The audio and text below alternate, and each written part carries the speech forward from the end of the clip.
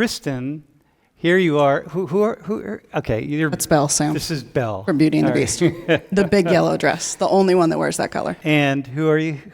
This is Anna from her the second story with her and her sister where she becomes Queen of Arendelle. Obviously, that is me with the Nittany Lion this summer. Oh, man, that's awesome. And so we, last year at this time, I went to a party. And at the party was Santa Claus. And Santa Claus came up to me and whispered something in my ear about Social 19, that apparently at the North Pole they also watch Social 19. And my wife and I were really intrigued by watching Santa because Santa was engaging. The children were so excited, and so were many of the adults, by the way, as you might imagine. And this really fits in a class, sociology class on race, culture, and gender, or in race, culture, and ethnicity, because we're so often moving in and out of character. So the idea was, hey, you know what? Let's invite Santa in, and I'll invite Kristin in, and we'll have a conversation about how this is and what this is and how it is in the culture. So anyway, yeah, with that in mind, so we have invited Santa to class, man. Yeah, right here, man. Dude. And Santa, thanks for coming. Do you have your bag? You make sure you watch all these children. You know, you're responsible today. Yeah. So listen, what's your job as Santa? Like, what's your overall job? What are you here to do? Well, that's a tough one. Some people would say just to hand out toys. Other things. Now, my job is to keep alive the spirit of Christmas, is basically what my job is. When you lose the spirit of Christmas, it's gone. And so at some point, I'm going to be gone because there will be nobody believing again. You know, you're going to grow up, you're going to say, well, there's no Santa. If you have a younger sibling or relative that still believes, at some point, it's going to be your responsibility to take up the mantle and keep the dream of Christmas alive, the spirit of Christmas. Okay? And if you could, what's the importance of the spirit of Christmas? Like, what do you see? It's that hope is probably the best way to describe it, that hope of something out there. That, you know, the hope of being here, the hope of belief is probably what I see in most people when they see me, when they talk to me, when they mob me on campus to get pictures, or downtown, or wherever I'm at. So, who was Santa when you were young? We didn't really go to the mall Santa. There was Santas in town here. There was years ago at the Allen Street gates, there was a Santa house set up, and there was always somebody there to listen to the children. There was one in the mall. But Santa to me and my brothers were our parents, just as yours are probably. So, meaning that Santa, did you experience Santa as magical? Yeah. There's when we were children, our grandparents owned a dairy farm over in Clearfield. And when Christmas was on weekends, when it came on a weekend, we would go there for Christmas. Well, my grandfather would go cut the tree during the week, bring it to the barn, let it dry out and stuff. And Christmas Eve day, he would bring it up to the house, cut the bottom off it, put the stand on it. And then we'd have dinner, and we'd go to church, and then we'd come back from church. Well, the tree he'd bring the tree in and set it in the living room. And then we would put the lights on it. Well, then it was bedtime because we were told by my aunts, my grandmother, my mother, that Santa decorated the tree. And that was a German tradition because my grandparents were both German in descent. So that was a tradition with them. So Santa became that magical creature, that a person that came, decorated the tree, brought the presents, did that kind of stuff. So that's where magic comes in. So this, the magic is key. Kristin, how about you? Can you tell us something about how often you're in character and what you do? Like I said, this picture was taken over the summer, but I had owned a company doing this for about 8 years, from about 2016 to the mid-2023. Since then, I have been in this, my doctorate here, and it was too much to run a company and manage employees and do the taxes and all that. I would love to perform as much as I used to, but it's just like the upkeep of making the magic happen was too much. There was one point in the middle there where I was doing multiple parties, multiple days a week, especially over the summers. You can do stuff during the week instead of just on the weekends.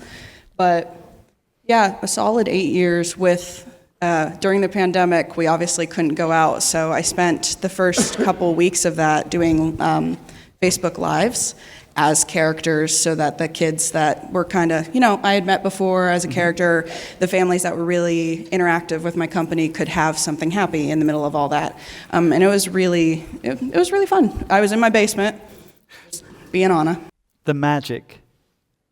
Like, you're in it. Are you in it for the magic also? Yeah.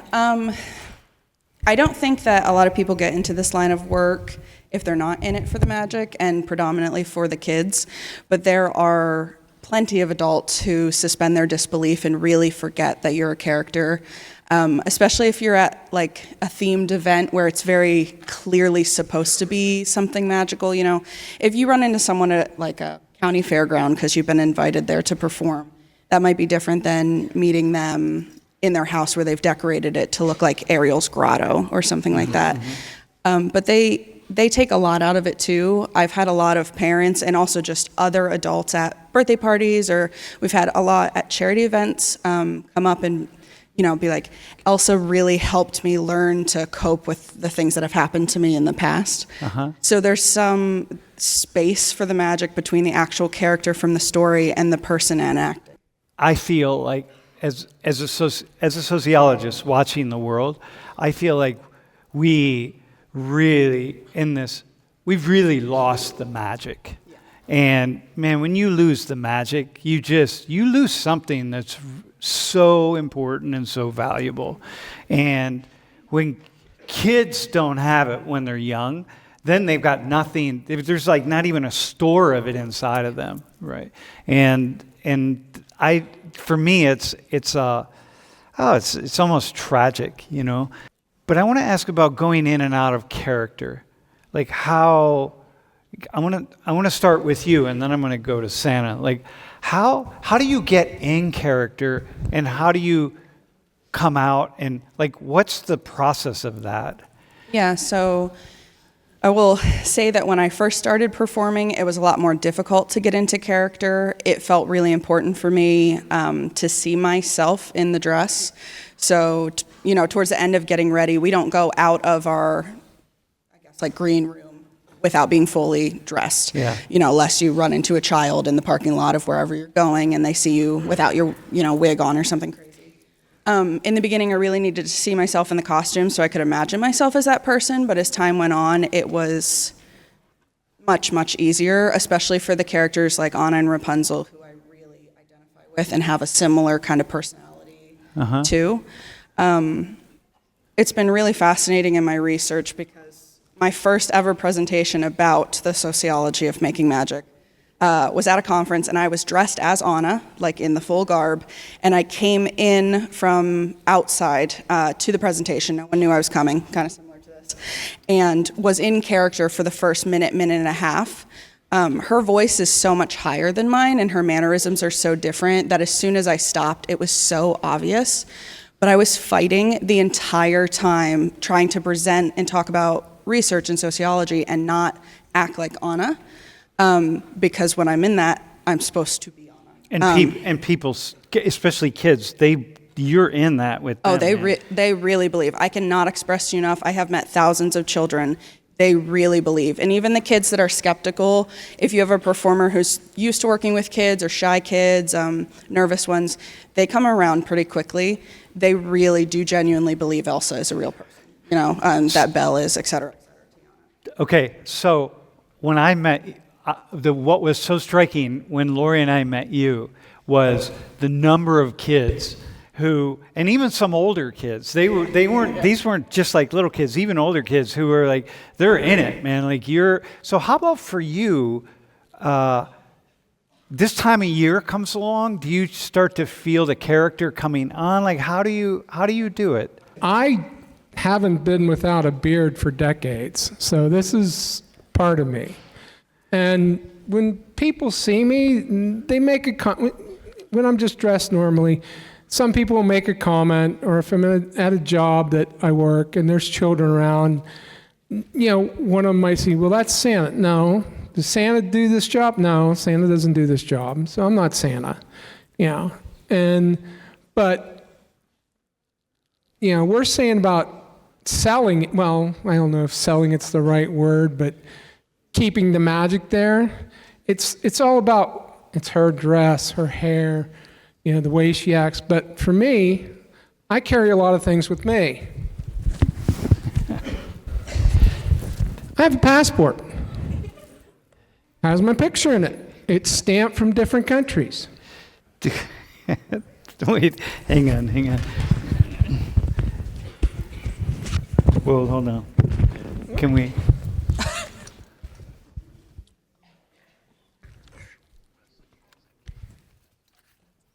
There it is. Wait, can you get it? Yeah.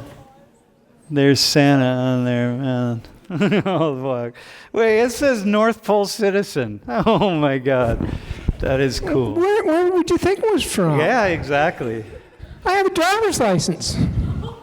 Okay.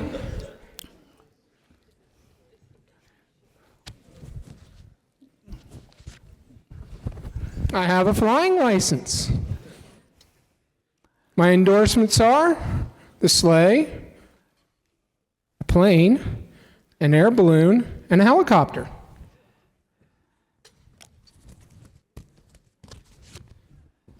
Not only do I need a flying license, but all the reindeer need theirs too. So I carry all their flying licenses.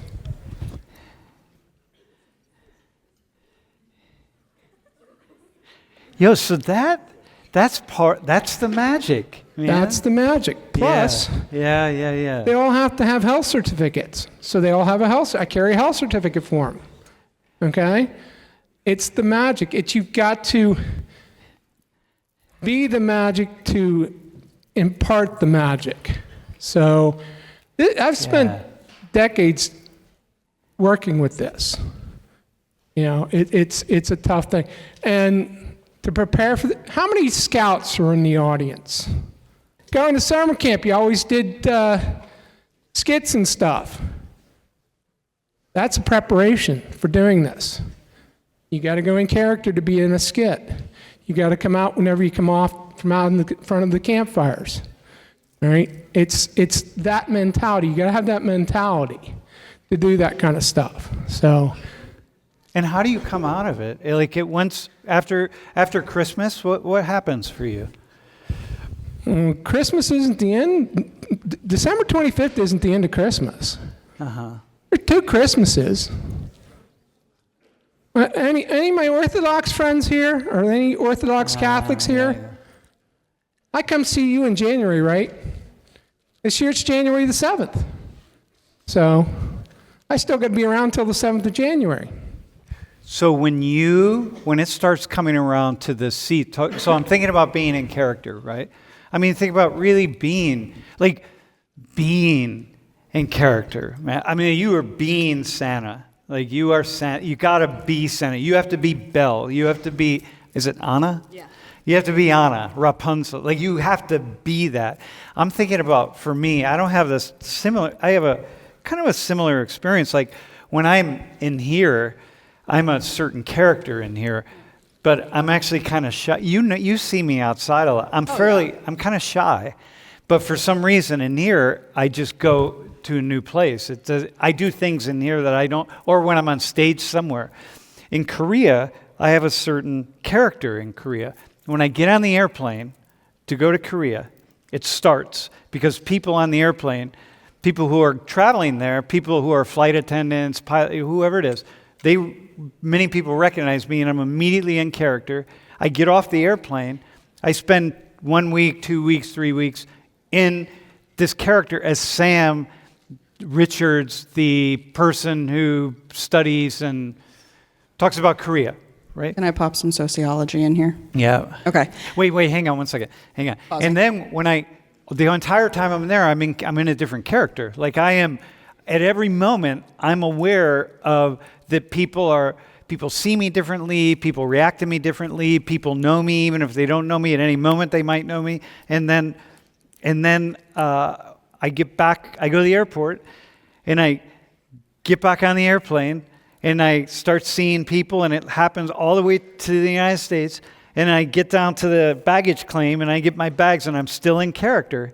And then once I leave the airport, I'm out of character, and it's done. Unless I happen to see someone in the airport who recognizes me, but it's 1 week, 2 weeks, 3 weeks where I'm really in a character, and I play the character, and I'm in it, and so I have a taste of what it is to be doing what you're doing. And by the way, we're all doing that all the time. Like we're all doing these different characters. That's why I think this is such a really cool conversation that we can have. But go ahead, pop some sociology in. Yeah, so tying into we're all doing different characters all the time. Some of you might know about Irving Goffman. Nobody knows about Irving Goffman. Okay, I know a lot about Irving Goffman. Okay, so he has a book called The Presentation of Self in Everyday Life. It came out in the late 50s and then was published in the early 60s. It talks about sociological dramaturgy, which is basically the idea that we are performing for other people and also ourselves. And one of the core concepts that ties into what we're talking about today is called impression management. Impression management is the idea that you view yourself as someone specific. You have ideas, identities, feelings, beliefs, values, etc. And you have a way that you view yourself.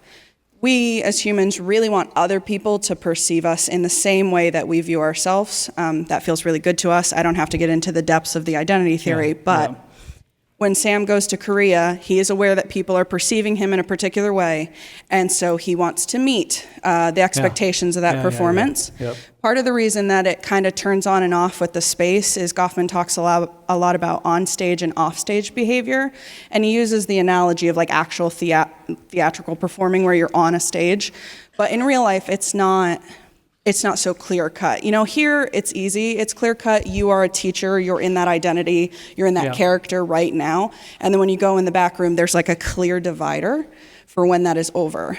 Character performers, historical interpreters, Santas, they don't always have that. There's this really intense blurring of the lines between on and off stage, where they start to kind of lose track of who they are versus who the character is. Okay, Santa Dave, how about that? Starting to lose track of who you are versus who the character. Does that like resonate at all, or? No, that doesn't happen with me. It may happen with others, but it doesn't happen with me. I mean, it's like I said with scouting and doing skits and stuff. And I'll give you an example. Years ago, I took a class that was developed by a guy at the YMCA that helped you talk to people and stuff in business. Well, one of the activities was that you pulled something out of a hat and you had to act that out. Well, I pulled gorilla out of the hat. Well, my mind started going to all the Mutual of Omaha Wild Kingdoms I saw, different shows I saw about gorillas and stuff. I got up in front of the group and went right into character and ended up getting up on a chair, climbing up on a chair, picking on a girl's hair like I was picking bugs out of her hair and eating it like a gorilla would do. That's what a gorilla does. And I came back to the center where I was, and I beat on my chest like a gorilla and roared and stuff. And then I stood back up and I was back to me.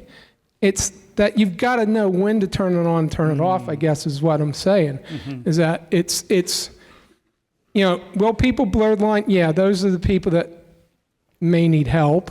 I hate don't to think say they need that. help. They just do it full time. Yeah, It's well, more, that's not a negative I mean, thing that they've start gotten to use. way too far into it to, maybe. But yeah, those are the kind of things, you've got to, it's not that hard for me to pull back. Did you, Go ahead. did you say you keep your beard 365 days? Yep, it's here all the time. Why do you need Santa's beard if he hasn't become part of who you are? I enjoy the beard. I like my beard. Yeah, you have a nice beard, by the way. It does get trimmed back after the holidays, but I trim it back. It's something that's always been with me. I didn't grow it to be Santa. I grew it because I like the beard. Wait, how many kids pull your beard? Lots. Especially babies, because babies latch on to things. That's just their nature. And they'll grab my beard, and they pull pretty hard for little squirts. Yeah. I'll have to grab a hold of above their hand so they don't pull too hard and pull hair out. But They'll pull Rapunzel's wig off if they could. Yeah. You have to secure it to the bodice, otherwise they Oh, will really? literally pull the braid of the wig off. Hey, so I want to ask the two of you a question here. How do you know you've tapped into the magic? Like, how do you know? Like, what do you see? What do you feel? What do you observe? What do you... And I sent you the picture of the one little girl that just comes up and just snuggles up, or that child that squeals so loud because they see me for the first time. You all do it, because when I was walking in this afternoon, I got mobbed by probably 15 or 20 of your fellow classmates here on campus to get pictures, and they were extremely happy about it. It's the smile, the running to you, the grabbing a hold of you, the wanting to be there. It's kind of like, you hear celebrities, movie stars, TV stars, that kind of get freaked out after years of being in movies and TV, and they surround themselves with security because they're afraid of people hurting them. I'm not afraid of getting hurt. I mean, it's not in my wheelhouse to get, I don't think they're going to hurt me. I hope not. Something has happened with young kids when they were young, that they believed something that is magical. You lose sight of that because you find out Santa is whatever, some guy named Dave, right? And then, but you never really lose it because somewhere it's still tucked inside of us, right? That's the key. And so then in a sense, like what you're doing is you're making that happen for all these kids who, as you say, will grow into adults and lose it, but they don't really lose it. I hope they don't lose it. And so how cool is that? That must be awesome, man, I just watched one kid after another come and just sit on your lap and talk to you and tell you all their secrets and all the things they want to have, but secrets, that's a key, right? I watch kids whispering in your ears, right? Yeah, secrets are a big part of it. I mean, it's their hopes, their dreams of getting that special toy, and it's like, it's become tough with technology over the years because you get kids that want phones, they want a computer, they want an iPad, they want the Switch, a Nintendo, this, that, and the other thing. Well, you got to draw the line somewhere and not dash their hopes, but and then I came up with this because it was like, I kept hearing the same thing when you're computers, gaming systems. And I said, you know what? That's an expensive gift to buy a child. So I started telling them, well, we've got to talk to mom and dad first because that's an expensive toy. And, you've got to be responsible with it because if you go on a computer, you might go somewhere where you're not supposed to be. If you get or you might drop an iPad and break it, or the handheld gaming system, you might break it. Those are kind of expensive things. And I know parents these days, a lot of them, they want to give their kid everything. They can. But when you're talking hundreds of dollars for gaming systems, So your job... For a 5-year-old, that's going to throw it across the room when they get mad, Dude, so actually what's interesting here is by putting kind of some kind of wall up to, like, look, Christmas isn't just you get the gift, you get these things, right? To keep the magic alive, you have to keep the conversation alive. He's also socializing the kids. Socializing like in a way that he finds to be positive. So you're teaching them about, I guess, being appreciative of the things you have and being realistic about things to ask for, and the spirit of Christmas being more than just about gifts. Feels like an important part based on what I was just hearing. So how about you, this question about how do you know when you've tapped into the magic with kids? Yeah, I think there's two really distinct kinds. One is very similar to what you were describing and kind of what happened. I especially was able to see the front row here when they were like, oh my gosh, Santa's here. Actually, when this picture was taken, this was taken at 7 a.m., which is crazy to be in full glam at that time of the day. There was like a gymnastics meet here for little kids on campus, and I didn't know about it. I should have checked. And two little girls came to the Nittany Lion in their little leotards and their bows to get pictures. And as soon as they saw us, Rapunzel was also with me. It was like the light in their eyes, the biggest smiles. One of them, and I mean, these kids are like 6 and 8, I think. These weren't little kids. Mom is like, oh, it's Anna. Like, she was like overtaken with joy. And you would not expect Anna and Rapunzel to be at the Nittany Lion shrine. Yeah. I don't think that's where they hang out. Yeah, we didn't expect Santa to be here. So there's this like shock and like, it sounds very silly, but a glimmer in their eye that you can see that they're just like, they're having a wonderful, magical moment. My tagline for my company was making magical memories, because kids remember these interactions for years. The other part is kids that, like I said before, there are very shy and nervous kids, but also kids who are medically compromised in some way. Their excitement and the magic for them might be different. I had met a little girl years ago as Belle that I was kind of interacting with her, and she was very, very sick, and she wasn't able to interact with me like a child would. But she smiled at me, and her mom started bawling because she hadn't smiled in weeks. Like, that was what the mom told me. So there is a moment of magic where it's not this big display of belief and joy and excitement, but to have like just a moment of peace during something like that. I think that's magic too. And you visit hospitals?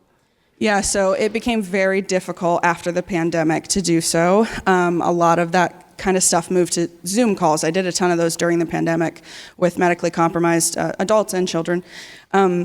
But before that, we were able to go to like the Children's Miracle Network, Janet Wise Children's Hospital, some of the more local hospitals in like UPMC system to see kids that are sick or might be injured and they might go back out soon, A lot of times around the holidays, actually, it tended to be around Christmas time, but it could sometimes happen other times of year. Yeah. Just to give them a little bit of light in that type of situation. Man. What's interesting is you're saying, like 6-year-old, 8-year-olds, that the magic is still there, man. That gives me hope, actually. Oh, yeah. Do you go to hospitals? No, I've tried to, and I don't know who to get to. I mean, I would love to. I do. Our niece is a caretaker for a lady for her son. She works at Hershey. It was on the plans to go to Hershey this year to visit the children and the newborns. I have a similar story to her shrine story. A number of years ago, my wife and I were in the area, and I was in between visits, and I don't call them jobs. If you call them jobs, it's a visit because you're visiting. So I said, let's go to the shrine and get some pictures. It was a nice day. We didn't know it was graduation weekend. So we go there, and it's surrounded by your classmates that are graduating and with their parents and stuff. And so the parents, wanted their kids to have pictures with Santa at the shrine. So we were there a good 20 or 30 minutes getting pictures with your fellow students that were graduating. And like hospitals, here's a kind of a fun, it's a sad story. One of the first years I was I had become Santa, I was here locally. My wife got a phone call from a friend of hers. Her daughter had gone through cancer 5 times. And she had currently been in the cancer facility down at, I can't remember the name of the hospital. But anyways, so my wife went shopping and dropped me off at the visit and came back and told me that she had called and that she wasn't doing well and she was expecting her to pass away before the holidays. Well, she was down at Danville. I just remembered that. It's terrible getting old. It's terrible when you're 1,755 years old, you know. So I said to my wife, I said, let's go. And I had other visits planned for that day, and I said, I'll call them and tell them what's going on. We'll redo things. I'm not worried about it. Let's go to Danville. I was dressed. I was prepared to walk into Danville Hospital to see her, to visit the other children that were sick in there on a whim. Why? Because that's what you do. Yeah. You know, you don't do it. If they would have got upset, I would have got upset back with them, because it would have been like, are you really that much of a Grinch? I would have told them. Yeah. That you don't want me here to visit, to bring joy to these children that are sick. You've both experienced some sad things, right? Like with kids. Yeah. You touch the sadness, but you take the sadness and you. Yeah, I've had kids that have come up to me and wanted a favorite person back that's passed away, or that is in the military and are overseas and not going to be home for the holidays. Those are tough. What do you say to that kid? You say, well, you know what? If they're overseas serving in the United States military, I'll see them Christmas. I'll give them a message for you. You know, give them that hope. You know, if it's a parent or some person that's passed away that they know, then you say, well, you know, you give them that hope that they'll see them again sometime.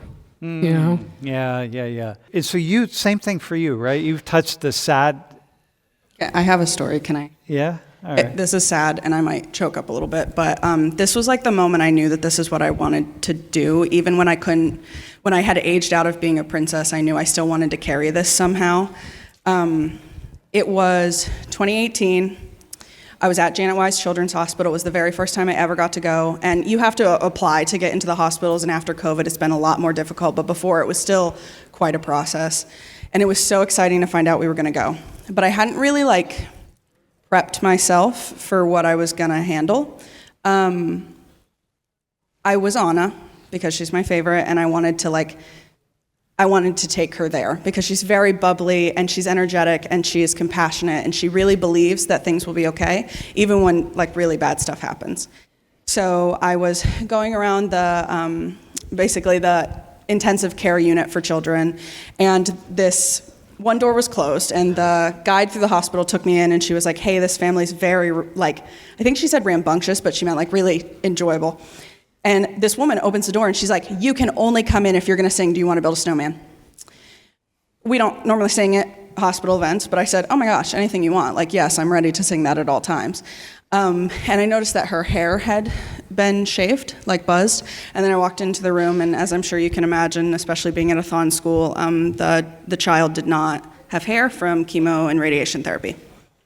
And so I sing Do You Want to Build a Snowman? It's very lighthearted, it's fun. I cut it at the second chorus because the last verse is way too sad for this situation. And then the mom looks up at me with tears in her eyes and said, will you sing Let It Go for me? And I started singing it because it's all about letting the pain of the past flow off you and looking forward to the future and being who you are. And she knew her daughter wasn't going to make it. I was told in the hallway by one of the family members, because I'm like, that was quite an experience. She's bawling. But Kristin wasn't there right then. Yeah. That was Anna. Yeah. Because it is not, you cannot start crying in front of them. You can't do it because you're supposed to be there holding the magic for them when they can't hold it for themselves. Yeah. And so, I think about that a lot because... Dude, that's intense, man. Yeah. This is a grown adult human who is bawling because I'm singing a song. Yeah. But it's so much more than that. No, it's a mother. It's a mother. Going through the worst thing. Yeah. And, I do have to tell you all to have a magical rest of your day. It's legally required, probably.